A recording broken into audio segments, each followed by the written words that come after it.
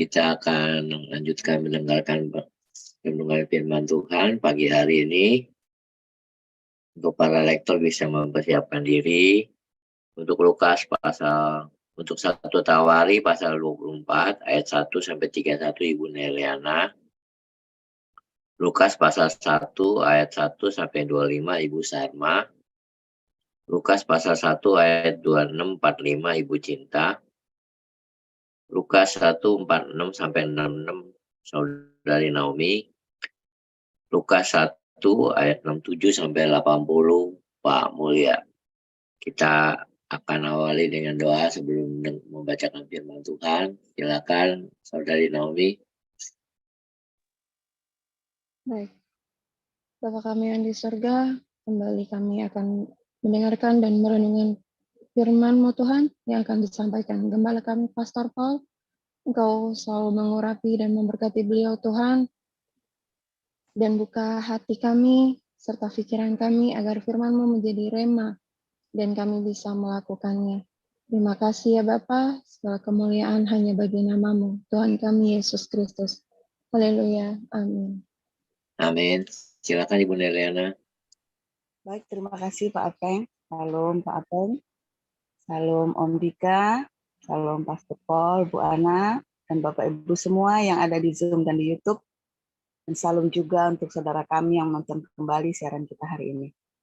Puji Tuhan, kembali kita membaca firman Tuhan dari kitab 1 Tawarik 24 ayat 1 sampai 31.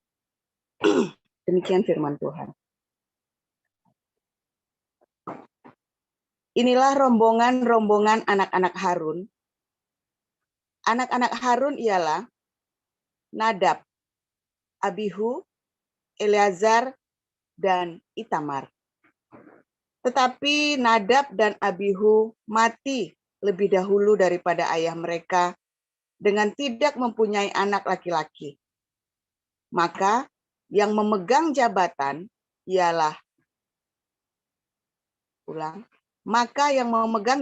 imam ialah Eleazar dan Itamar. Daud bersama-sama Zadok dari Bani Eleazar dan Ahimelek dari Bani Itamar membagi-bagi mereka menurut jabatan mereka dalam penyelenggaraan ibadah. Lalu ternyata bahwa di antara keturunan Eleazar ada lebih banyak kepala kaum daripada di antara keturunan Itamar. Sebab itu, orang membagi-bagi mereka sebagai berikut. Untuk Bani Eleazar, 16 orang kepala puak. Tetapi untuk Bani Itamar, 8 orang kepala puak. Dan orang membagi-bagi mereka dengan membuang undi tanpa mengadakan perbedaan. Sebab ada pemimpin-pemimpin kudus dan pemimpin-pemimpin Allah, baik di antara keturunan Eleazar maupun di antara keturunan Itamar. Dan Semaya bin Netanael, panitera itu, seorang Lewi, menulis nama mereka di depan raja, di depan pembesar-pembesar, Imam Zadok, Ahimelech bin Abiatar, dan di depan kepala-kepala puak para imam dan orang Lewi, setiap kali satu puak diambil dari Eleazar, dan demikian pula satu puak dari Itamar. Undian yang pertama jatuh pada Yoyarib, yang kedua pada Yedaya, yang ketiga pada Harim, yang keempat pada Seorim, yang kelima pada Malkia, yang keenam pada Miamin, yang ketujuh pada Hakos, yang kedelapan pada Abia, yang kesembilan pada Yeshua, yang ke-10 pada Zekanya, yang ke-11 pada Eliasib, yang ke-12 pada Yakim, yang ke-13 pada Hupa, yang ke-14 pada Yesebeab, yang ke-15 pada Bilga, yang ke-16 pada Imer, yang ke-17 pada Herir, yang ke-17 pada Hezir, yang ke-18 pada Hapizes, yang ke-19 pada Petahia, yang ke-20 pada Yeheskel, yang ke-21 pada Yakin, yang ke-22 pada Gamul, yang ke-23 pada Delaya, yang ke-24 pada Maaria. Itulah jabatan mereka dalam menyelenggarakan ibadah setelah mereka masuk rumah Tuhan sesuai dengan peraturan yang diberikan kepada mereka dengan perantaraan Harun, bapa leluhur mereka, seperti yang diperintahkan kepadanya oleh Tuhan, Allah Israel. Golongan yang masih tinggal dari Bani Lewi, dari anak-anak Amram, ialah Subael. Dari anak-anak Subael ialah Yehdea. Dari anak-anak Rehabia ialah Yisya, seorang kepala. Dari orang Yishar ialah Selomot. Dari anak-anak Selomot ialah Yahat. Anak-anak Hebron ialah Yeria, seorang kepala. Amaria, anak yang kedua. Yahaziel, anak yang ketiga. Dan Yekameam, anak yang keempat. Anak Uziel ialah Mika. Dari anak-anak Mika ialah Samir. Saudara Mika ialah Yisya. Dari anak-anak Yisya ialah Zakaria. Keturunan Merari ialah Mahli dan Musi, juga anak-anak Yaazia anaknya. Keturunan Merari dari pihak Yaazia anaknya ialah Shoham, Zakur, dan Hibri. Dari Mahli ialah Eleazar. Dia ini tidak mempunyai anak. Dari Kish, anak Kish, yakni Yerahmeel. Anak-anak Musi ialah Mahli, Eder, dan Yerimot. Itulah Bani Lewi menurut puak mereka. Mereka ini pun sama seperti saudara-saudara sesuku mereka, anak-anak Harun, membuang undi di depan Raja Daud, di depan Zadok, Ahimelech, dan para kepala puak, para imam, dan orang Lewi. Dalam hal ini, seorang kepala puak sama dengan saudaranya yang terkecil. Demikian. Ya, silakan lanjutkan Ibu Salma. Lukas 1 ayat 1 sampai 25. Baik, saya akan bacakan. Theophilus yang mulia, banyak orang telah berusaha menyusun suatu berita tentang peristiwa-peristiwa yang telah terjadi di antara kita, seperti yang disampaikan kepada kita oleh mereka yang dari semula adalah saksi mata pelayan firman. Karena itu setelah aku menyelidiki segala peristiwa itu dengan seksama dari asal mulanya, aku mengambil keputusan untuk membukukannya dengan teratur bagimu, supaya engkau dapat mengetahui bahwa segala sesuatu yang diajarkan kepadamu sungguh benar. Pada zaman Herodes Raja Yudea adalah seorang imam yang bernama Zakaria dari rombongan Abia. Istrinya juga berasal dari keturunan Harun, namanya Elisabet. Keduanya adalah benar di hadapan Allah dan hidup menurut segala perintah dan ketetapan Tuhan dengan tidak bercacat. Tetapi mereka tidak mempunyai anak, sebab Elisabet mandul dan keduanya telah lanjut umurnya. Pada suatu kali, waktu tiba giliran rombongannya, Zakaria melakukan tugas keimaman di hadapan Tuhan. Sebab ketika diundi, sebagaimana lazimnya, untuk menentukan imam yang bertugas, dialah yang ditunjuk untuk masuk ke dalam bait suci dan membakar ukupan di situ. Sementara itu seluruh umat berkumpul di luar dan sembahyang. Waktu itu adalah waktu pembakaran ukupan. Maka tampaklah kepada Zakaria seorang malaikat Tuhan berdiri di sebelah kanan mezbah pembakaran ukupan. Melihat hal itu, ia terkejut dan menjadi takut. Tetapi malaikat itu berkata kepadanya, "Jangan takut, hai Zakaria, sebab doamu telah dikabulkan dan Elisabet, istrimu, akan melahirkan seorang anak laki-laki bagimu dan haruslah engkau menamai dia Yohanes. Engkau akan bersukacita dan bergembira, bahkan banyak orang akan bersukacita atas kelahirannya itu, sebab ia akan besar di hadapan Tuhan, dan ia tidak akan minum anggur atau minuman keras, dan ia akan penuh dengan Roh Kudus, mulai dari rahim ibunya. Ia akan membuat banyak orang Israel berbalik kepada Tuhan, Allah mereka, dan ia akan berjalan mendahului Tuhan dalam roh dan kuasa Elia untuk membuat hati bapak-bapak berbalik kepada anak-anaknya, dan hati orang-orang durhaka kepada pikiran orang-orang benar, dan dengan demikian menyiapkan bagi Tuhan suatu umat yang layak baginya." Lalu kata Zakaria kepada malaikat itu, "Bagaimanakah aku tahu bahwa hal ini akan terjadi? Sebab aku sudah tua dan istriku sudah lanjut umurnya." Jawab malaikat itu kepadanya, "Akulah Gabriel yang melayani Allah, dan aku telah diutus untuk berbicara dengan engkau dan untuk menyampaikan kabar baik ini kepadamu.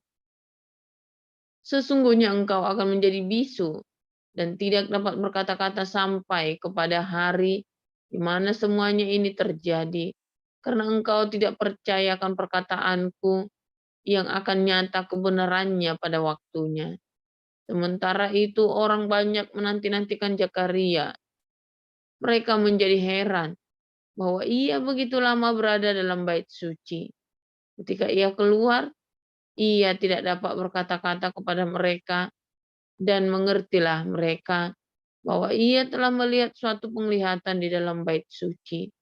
Lalu ia memberi isyarat kepada mereka, sebab ia tetap bisu. Ketika selesai jangka waktu tugas jabatannya, ia pulang ke rumah. Beberapa lama kemudian Elisabet, istrinya, mengandung, dan selama 5 bulan ia tidak dapat menampakkan diri. Katanya, "Inilah suatu perbuatan Tuhan bagiku, dan sekarang ia berkenan menghapuskan aibku di depan orang." Demikian. Ya, silakan Ibu Cinta lanjutkan. Saya lanjutkan. Dalam bulan yang ke-6, Allah menyuruh malaikat Gabriel pergi ke sebuah kota di Galilea bernama Nazaret, kepada seorang perawan yang bertunangan dengan seorang bernama Yusuf dari keluarga Daud. Nama perawan itu Maria. Ketika malaikat itu masuk ke rumah Maria, ia berkata, "Salam, hai engkau yang dikaruniai, Tuhan menyertai engkau." Maria terkejut mendengar perkataan itu, lalu bertanya di dalam hatinya, "Apakah arti salam itu?"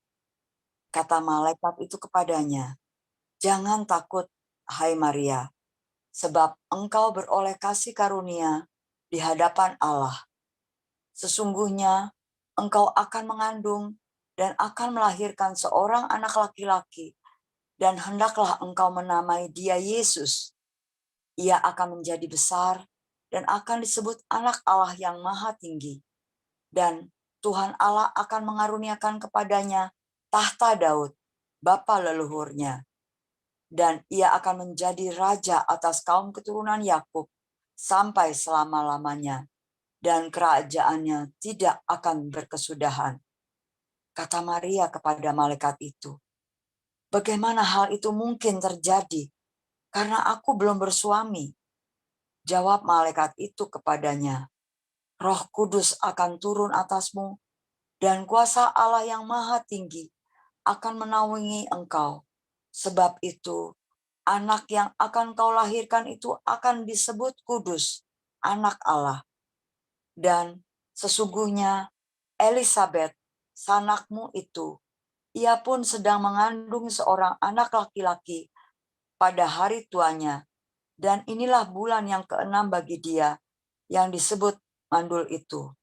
Sebab bagi Allah tidak ada yang mustahil. Kata Maria, sesungguhnya aku ini adalah hamba Tuhan. Jadilah padaku menurut perkataanmu itu. Lalu malaikat itu meninggalkan dia. Beberapa waktu kemudian, berangkatlah Maria dan langsung berjalan ke pegunungan menuju sebuah kota di Yehuda. Di situ ia masuk ke rumah Zakaria dan memberi salam kepada Elisabet. Dan ketika Elisabet mendengar salam Maria, melonjaklah anak yang di dalam rahimnya, dan Elisabet pun penuh dengan Roh Kudus.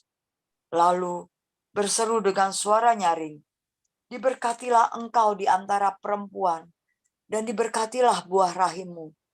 Siapakah aku ini sampai ibu Tuhanku datang mengunjungi aku? Sebab sesungguhnya ketika salammu sampai kepada telingaku, anak yang di dalam rahimku melonjak kegirangan. Dan berbahagialah ia yang telah percaya, sebab apa yang dikatakan kepadanya dari Tuhan akan terlaksana. Demikian. Ya, silakan lanjutkan, Nomi. Lalu kata Maria, jiwaku memuliakan Tuhan, dan hatiku bergembira karena Allah, Juru Selamatku, sebab ia telah memperhatikan kerendahan hambanya. Sesungguhnya, mulai dari sekarang, segala keturunan akan menyebut aku berbahagia, karena Yang Maha Kuasa telah melakukan perbuatan-perbuatan besar kepadaku, dan namanya adalah kudus. Dan rahmatnya turun-temurun atas orang yang takut akan Dia. Ia memperlihatkan kuasanya dengan perbuatan tangannya, dan mencerai-beraikan orang-orang yang congkak hatinya. Ia menurunkan orang-orang yang berkuasa dari tahta, dan meninggikan orang-orang yang rendah. Ia melimpahkan segala yang baik kepada orang yang lapar, dan menyuruh orang yang kaya pergi dengan tangan hampa. Ia menolong Israel, hambanya, karena ia mengingat rahmat-Nya, seperti yang dijanjikannya kepada nenek moyang kita, kepada Abraham dan keturunannya untuk selama-lamanya. Dan Maria tinggal kira-kira 3 bulan lamanya bersama dengan Elisabet, lalu pulang kembali ke rumahnya. Kemudian genaplah bulan bagi Elisabet untuk bersalin, dan ia pun melahirkan seorang anak laki-laki. Ketika tetangga-tetangga serta sanak saudaranya mendengar bahwa Tuhan telah menunjukkan rahmat-Nya yang begitu besar kepadanya, bersukacitalah mereka bersama-sama dengan dia. Maka datanglah mereka pada hari yang ke-8 untuk menyunat anak itu, dan mereka hendak menamai dia Zakaria menurut nama bapaknya. Tetapi ibunya berkata, "Jangan, ia harus dinamai Yohanes." Kata mereka kepadanya, "Tidak ada di antara sanak saudaramu yang bernama demikian." Lalu mereka memberi isyarat kepada bapaknya untuk bertanya nama apa yang hendak diberikannya kepada anaknya itu. Ia meminta batu tulis, lalu menuliskan kata-kata ini. Namanya adalah Yohanes. Dan mereka pun heran semua.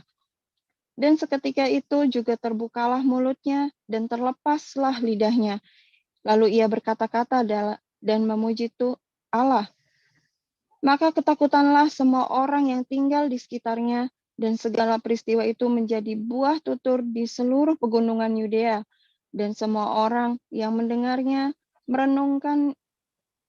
merenungkannya dan berkata, menjadi apakah anak ini nanti, sebab tangan Tuhan menyertai dia. Ya, Dan silakan Pak. Zakaria, dan Zakaria ayahnya penuh dengan Roh Kudus, lalu bernubuat, katanya, terpujilah Tuhan Allah Israel, sebab ia melawat umatnya dan membawa kelepasan baginya.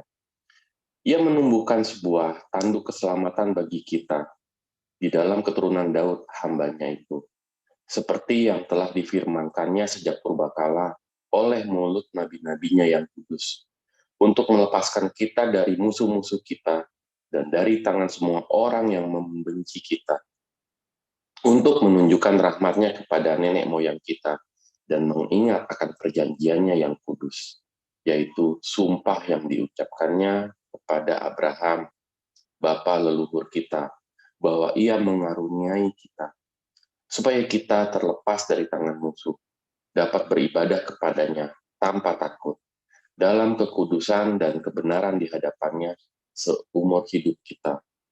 Dan engkau, hai anakku, akan disebut Nabi Allah yang Maha Tinggi, karena engkau akan berjalan mendahului Tuhan untuk mempersiapkan jalan baginya, untuk memberikan kepada umat-Nya pengertian akan keselamatan yang berdasarkan pengampunan dosa-dosa mereka, oleh rahmat dan belas kasihan dari Allah kita, dengan mana Ia akan melawat kita, surya pagi dari tempat yang tinggi, untuk menyinari mereka yang diam dalam kegelapan dan dalam naungan maut, untuk mengarahkan kaki kita kepada jalan damai sejahtera.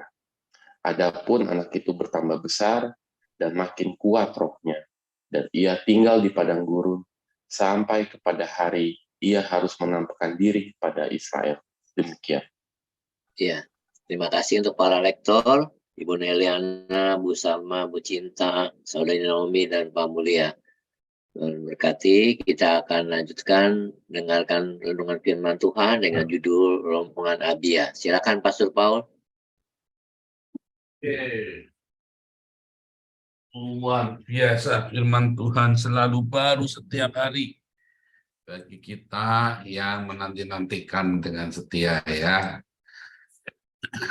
Saudara, lihat, kesetiaan itu sangat penting, saudara, ya. Orang-orang Yahudi ini, mengapa orang-orang Yahudi ini begitu disayang sama Tuhan, ya? Di dalam segala pelanggaran mereka, di dalam segala hal-hal yang tidak baik yang mereka lakukan di masa lalu, orang-orang Yahudi beberapa orang-orang Yahudi ini memiliki kesetiaan yang luar biasa sekali, saudara, ya. David Ben Gurion, ya, David Ben Gurion, Perdana Menteri Israel, tamak, ya. Dia berkata begini, saudara. Ini adalah sebuah pertanyaan ayam dengan telur. Dia bilang begini, ya. Orang Yahudi yang menciptakan Alkitab, the Bible, ya, did the Jewish create the Bible, made the Bible, or the Bible made the Jewish? Apakah orang Yahudi yang menciptakan Alkitab, atau Alkitablah yang membentuk orang Yahudi? Waduh, yang mana yang benar ini, saudara? Ini kan seperti ayam sama telur, saudara. Orang Yahudi ini kan yang nulis Alkitab. Alkitab kita ditulis oleh orang Yahudi, saudara, ya.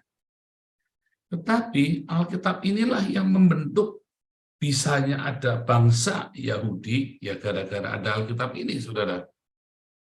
Maksudnya begitu, ya. Anda lihat, ya. Begitu tradisi itu dipelihara. Kemarin kita cerita, ya, tentang seorang rabai, tradisi dalam Yahudi, satu kode rahasia yang hanya dimiliki oleh antar rabai, bahasanya mereka, bahasa tersirat, bahasa rahasia, kode-kode rahasia yang orang Islam nggak ngerti, bahkan orang Kristen pun nggak ngerti, saudara, karena orang Kristen sudah meninggalkan akar Ibrani, ya. Doakan saya akan menulis tentang akar Ibrani, saudara, tentang bukan akar Ibrani, tetapi betapa Kristen hari ini itu sudah menjadi sangat pagan, saudara, ya. Bahkan, ya, saya bisa nulis, ya, saya diberi kekuatan, diberikan pengurapan supaya Anda bisa mengikuti, ya. Itu nanti akan menjadi beberapa buku-buku yang saya tulis ini akan menjadi satu tuntunan, ya. Apakah itu Roh Kudus, apakah itu Tuhan, apakah itu Allah, apakah itu malaikat, apakah itu iblis, ya. Jadi teologi sistematika supaya saudara memahami dengan rasional, nggak membabi buta, nggak ngedan, saudara, ya. Pemahaman Anda tentang klinik-klinik itu ya, apakah itu namanya kerasukan setan, apa segala macam ya, itu mesti ditulis satu-satu, saudara ya.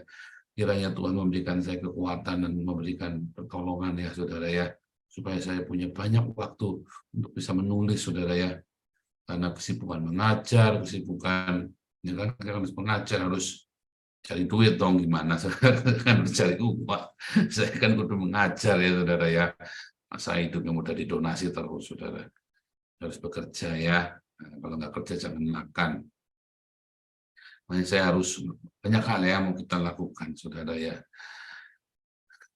Saudara lihat ya, bagaimana orang-orang Yahudi ini bisa menjadi sebuah bangsa. Bagaimana 2000 tahun orang Yahudi hilang tapi ada. Sampai hari ini masih ada, selama 2000 tahun hilang, saudara. Orang Mesir sudah hilang jati dirinya, saudara ya. Orang Arab sudah hilang jati dirinya. Dihabisin sama Islam, saudara ya. Dihabisin sama Islam. Orang Yahudi dari bangsa ini lahir, ya, dari Abraham sampai dengan hari ini, coba. Orang Mesir sudah hilang jati dirinya, Mesirnya sudah jadi Arab, saudara ya. Orang Iran sudah jadi Arab, orang Persia sudah jadi pemimpinnya orang Afghanistan, sudah si Khomeini itu. Turki sudah nggak jelas itu orang-orang Fatimid ya, orang-orang Mamluk, Seljuk, saudara. Tetapi orang Yahudi itu tetap Yahudi, saudara ya, ajaib ya, saudara ya. Tadi contoh ya, dari zamannya Daud, rombongan Abia. Maka tradisi itu 1000 tahun kemudian masih dilakukan oleh Zakaria, 1000 tahun kemudian, saudara. Bahkan sampai dengan hari ini, semua tradisi-tradisi itu tetap dilakukan dengan sebuah kode-kode rahasia. Makanya ketika di zaman Perjanjian Lama, para nabi dan para imam menjaga tradisi itu, maka di zaman Perjanjian Baru, ya, zamannya Rabi Akiva, para rabi Yahudi yang menjaga, saudara. Lupa, rabi Yahudi kan nggak ada Roh Kudus, siapa bilang, saudara? Orang-orang tertentu. Kalau kita orang percaya pada Yesus, dibaptis, percaya dan dibaptis, maka kita minta Roh Kudus, bisa dipenuhi Roh Kudus. Tapi kalau orang Yahudi ini enggak, hanya orang-orang tertentu, sama seperti para nabi di zaman Perjanjian Lama. Mereka hidup di dalam Perjanjian Lama, ya mereka juga mengikuti aturan Perjanjian Lama. Masih ikut, saudara ya, ikut Perjanjian Lama. Nah, bagaimana orang yang Yahudi jadi Kristen? Mereka hidup di dalam kasih karunia Tuhan Yesus Kristus, tetapi mereka tetap harus menjaga keyahudian mereka dengan mengikuti tradisi dalam Perjanjian Lama. Ya, seperti Rasul Paulus, para rasul, mereka harus ikut tradisi Perjanjian Lama. Ya, tetapi orang-orang Kristen yang bukan Yahudi, mereka ikut di dalam Perjanjian Baru, nggak perlu ngurusin Perjanjian Lama sebagai tradisi lagi. Makanya Anda yang masih makanan kosher, ikut-ikutan apa segala macam, coba Anda lihat ya, orang-orang pada tidak ngerti Yahudi, sok-sokan Yahudi ya. Saya sekolah di Haifa saja nggak sok-sokan Yahudi, saudara ya. Saya tinggal di sini, saya hidup dengan mereka, nggak sok-sokan Yahudi, saudara. Biasa aja lagi.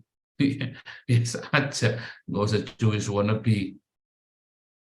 Ini banyak orang cuma baru belajar Yudaisme sedikit saja, wah sok-sokan Yahudi, wah belagu banget ya, lebih Yahudi daripada Yahudi. Kita santai-santai saja ya, kalau saya sekolah di sini juga santai-santai saja ya, saudara. Tapi kita harus mengerti. Kita harus belajar tanpa kita harus menjadi mereka. Karena Roma 11 mengatakan, di Roma 11 ya, nanti Anda baca itu, orang Yahudi dengan orang Kristen mempunyai nubuatan yang paralel, saudara. Orang Yahudi jalan dengan nubuatannya, dengan tradisi semuanya. Dari zaman para nabi sampai dengan zamannya para rabi. Para nabi dengan para rabi, saudara ya. Cuma ganti nun dengan res. Ya, diganti. Itu ada artinya, saudara ya. Itu ada artinya, saudara. Mengapa itu nabi itu jadi rabi? Itu ada artinya, saudara. Karena hanya cuma ganti huruf nun ke res saja, saudara. Ya, sama dari Perjanjian Lama, dari para nabi menjadi para rasul. Kita menjadi generasi-generasi pelayan-pelayan Perjanjian Baru. Kalau orang Yahudi harus menjaga sesuai dengan Torah tradisi dalam mereka, karena kalau enggak mereka hancur, saudara. Kalau orang Yahudi tidak mengikuti tradisi yang keras itu, saudara, habis sekarang hari ini orang Yahudi udah nggak ada. Sudah terbukti 10 suku Israel lenyap, ya kan? Tapi karena orang Yahudi ini begitu keras, dia jaga, dia mati-matian, saudara. Waduh, saudara, kalau pengen tahu dia tuh, kalau Anda baca dalam Kisah Rasul 15 ayat 10-11 ya, beban itu berat sekali bagi orang Yahudi. Bahkan sampai dengan hari ini, buat mereka itu sesuatu yang berat, saudara. Kuk itu ya, dibilang kuk yang berat. Tetapi kita bersyukur orang-orang dalam perjanjian baru, bahwa kuk itu ya itu ringan, ya bebannya ringan, kuknya enak, kata Tuhan Yesus. Karena kita tidak perlu menjaga tradisi yang begitu rupa ketat, begitu rupa banyak. Aduh, pusing, saudara ya. Ngikutin yang tradisi yang sampai detail, saudara ya. Sampai detail. Wah, lebih ngeri daripada Islam, saudara ya. Sampai detail, saudara ya. Lebih ngeri dari Islam. Islam mampu, nggak jelas ikut-ikut, alasannya apa. Orang Yahudi itu ada tujuannya, dan itu semua yang membuat hari ini membentuk sebuah identitas bangsa Yahudi, saudara. Lalu bagaimana kita? Kita adalah pengikut Kristus. Identitas kita adalah identitas pengikut Kristus. Perjanjian lama yang dijaga oleh orang-orang Yahudi ini adalah demi ya supaya kita mengenali identitas Mesias, saudara. Makanya di zaman para rasul banyak beribu-ribu orang Yahudi percaya. Tetapi ketika identitas Yesus ini diganti jadi pagan, maka orang Yahudinya nggak mau terima Yesus. Apalagi orang Yahudi disingkirkan dari gereja. Kalau orang Yahudi mau dibaptis jadi Kristen, dia harus meninggalkan keyahudiannya, kan gila, saudara. Nggak mau mereka. Apakah orang Yahudi selamat? Selamat, saudara. Mereka percaya ada Mesias. Mereka percaya nubuatan itu, hanya bukan yang pagan itu. Salah nggak yang pagan itu? Nggak salah. Cuma buat orang Yahudi salah. Sehingga bisa ditolerir. Kenapa mereka tidak bisa menerima Yesus yang kita maksud? Karena kita menyampaikannya dengan cara yang salah. Dijaga. Bahkan di zaman para rabi hari ini pun dijaga tradisi itu untuk menantikan Tuhan Yesus, kedatangan Tuhan yang kedua, sehingga kita ngerti, saudara. Berkat orang Yahudi, saudara. Karena rahasia zaman itu mereka yang pegang, bukan kita. Rahasia zaman itu orang Yahudi yang pegang, bukan kita, saudara. Kita yang akan melihat dan menikmatinya. Tetapi mereka yang punya, mereka yang membuka rahasia zaman itu. Ya. Lalu apa tugas kita, saudara? Wah, enak-enak kan dong. Kita juga punya tugas. Ketika orang Yahudi menjaga tradisi dan nubuatan itu, ya, jeda di zaman Yesus, dan Yesus datang pertama dan Yesus datang kedua. Orang-orang Yahudi itu menantikan saat-saat kedatangan ini, saudara. Lalu apa yang kita orang Kristen sama nubuatan kita, yaitu hidup di dalam kasih. Karena Yohanes 13 ayat 35 ya, karena dengan kita saling mengasihi, maka kita akan dikenal sebagai pengikut Kristus. Anda mau diakonianya hebat, Anda mau sedekahnya hebat, tetapi Anda tidak saling mengasihi. Islam, ya, diakoni, oh sedekah, oh, jangan mau Islam, nggak sedekah, saudara. Habis senggol bacok, saudara. Islam. Anda orang Kristen, ya, sedekah, diakonia, tapi saudara harus saling mengasihi, bukan cuma ngasih duit. Oh enggak, saudara, enggak cuma itu. Waktu proses itu pun kamu harus dengan passionnya kamu. Kalau kamu saja dengan passion, apalagi kamu sama saudaramu, sama ibu mertuamu, sama anakmu, sama suamimu, sama istrimu, kakak adikmu, harus lebih mengasihi lagi. Karena musuh setiap orang adalah keluarganya, dan kasihilah musuhmu, saudara. Dengan demikian kamu akan dikenal sebagai pengikutku, kata Tuhan Yesus. Sebab kalau kamu sedekah tanpa mengasihi, kamu Islam. Kalau kamu sedekah tanpa rela berkorban, kamu kuda, walaupun kamu sayang sama orang. Tetapi kamu kuda. Bagaimana dengan Yesus? Kamu bersedekah dan kamu juga berkorban. Bahkan kamu mengampuni musuh-musuhmu dan memberkati musuh-musuhmu. Itulah Kristen. Itulah pengikut Kristus. Makanya saya selalu mengingatkan, apapun pengajarannya, hulu hilirnya harus kasih AKP. Makanya kalau Anda lagi berantem, Anda selalu ingat, berantemnya kamu ini dengan cinta atau berantem emosi. Kita pernah cabut perkara ya. Kita melaporkan Julius HMJ, terus kita cabut. Kenapa? Karena begitu, saya ngerasa ini nggak benar. Ini dendam pribadi dan kita mau dilibatkan. Cabut, jangan. Nanti kita berdosa. Sekalipun kita harus melaporkan orang ke polisi, sekalipun apapun yang kita lakukan, dasarnya harus cinta juga, harus kasih. Saudara ingat-ingat, Anda di dalam yayasan Anda gesekan satu sama lain, ingat-ingat, kenakanlah kasih. Gesekannya nggak apa-apa, gimana saudara orang gesekan, orang namanya satunya pendiam, satunya volumenya udah dol, satunya gendang telinganya udah, ya kan, terlalu sensitif. Ya pasti gesekan, sangguin, satunya orang sangguin banget, satunya orang ini banget, flekmatik banget, yang satunya kolerik banget, yang satunya melankolis banget, sakit hati terus saudara. Tetapi apa yang harus dilakukan? Ada kasih, kita percaya bahwa kamu melakukan itu bukan karena kamu marah, bukan karena kamu benci, tapi kita tahu ada cinta di situ. Ya, makanya saya nggak setuju ya kalau dikit-dikit singkirkan, keluarkan apa, saya nggak setuju. Itu tanda Anda nggak punya cinta loh. Dikit-dikit keluarkan, dikit-dikit pecat, dikit, itu tanda Anda nggak punya cinta. Tapi kalau Anda punya, tapi sedekah, kita diakoninya, belum tentu kamu diakoninya karena cinta. Bisa juga kamu memang orang yang suka charity, bisa aja. Ada orang-orang yang suka charity, saudara ya. Ada, belum tentu karena cinta, saudara ya, hati-hati. Tetapi kalau Anda nggak charity, Anda tidak sedekah, sudah pasti Anda nggak punya cinta. Itulah masalahnya. Tetapi ketika Anda sering charity pun, Anda harus hati-hati. Itu pencitraan atau karena cinta. Kalau karena cinta, ya para pengurus ini pasti akan saling memaafkan. Para pengurus pasti akan saling nunggu rendahkan hati. Ya, nggak merasa paling benar, tapi juga nggak usah tertutup bersalah. Oke, kalau tahu salah ya minta maaf.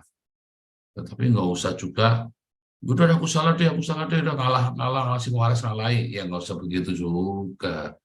Anda harus benar-benar sadar kalau Anda salah. Kalau kan kayak diulangi lagi. Dan Anda minta maaf lagi, cuman saya selalu bilang sama Ana ya, kamu jangan minta maaf kalau kamu nggak ngerti. Kamu mau minta maaf apa? Kamu mesti ngomong, mesti nanya. Salahnya di mana, harusnya bagaimana. Kalau kamu sudah ngerti, baru kamu minta maaf. Ya, bukan Anda sombong, bukan, tapi Anda kudu ngerti. Justru kalau Anda minta maaf, Anda bolak-balik minta maaf, orang kan menjawab Anda apa? Main-main dengan maafmu, saudara. Maafmu itu gombal kok. Tetapi Anda harus tulus ketika minta maaf, dan Anda harus tahu masalahmu apa. Ya, saya pernah cerita ya, saya suruh minta maaf 4 kali. Dan saya bilang, ini yang keempat, yang sekali lagi, enggak. Saya bilang, iya dong, bukan saya, karena saya nggak tahu salahnya apa dan kamu punya masalah apa dengan saya. Kamu harus jelaskan kamu punya masalah apa. Saya akan minta maaf, dan kalau saya tahu salahnya di mana, saya tidak mengulanginya lagi. Tetapi kalau saya tidak tahu salahnya apa, lalu saya dipaksa minta maaf, tak jamin 1.000.000% saya akan melakukannya lagi. Dengan senang hati, saudara ya, karena saya nggak tahu salahnya apa kok. Itu saudara ya. Harus ada cinta, harus ada kerendahan hati di situ. Itulah ciri khas kita, itulah tradisinya kita, itulah budayanya kita. Kasih, sukacita, damai sejahtera, kebaikan, kemurahan, ya, kelemah lembutan, kesabaran, baik penguasaan diri. Itulah ciri khasnya kita, saudara. Identitasnya kita. Kalau orang Yahudi mempunyai identitas, tradisi, dan budaya mereka berupa ritual dan simbol-simbol, maka kita pengikut Tuhan Yesus, Yohanes 13 ayat 35. Nah, kalau kamu saling mengasihi, kalau kamu saling mengasihi, kamu akan dikenal. Identitasmu itu adalah saling mengasihi. Kamu akan dikenal sebagai pengikutku. Tanpa Anda harus membangga-banggakan diri, mereka tahu ketika kamu punya kasih, mereka tahu kamu pengikut Yesus. Tidak ada kasih. Kan saya bilang, kasihmu itu brandnya apa? Brandnya Muhammad, lagi ngungkep Aisyah, atau brandnya Buddha, atau brandmu Yesus. Kasihnya Buddha dengan kasihnya Yesus, ketika dibandingkan, kalau Anda ngerti, itu langsung beda. Ini kasihnya Buddha, ini kasihnya Yesus.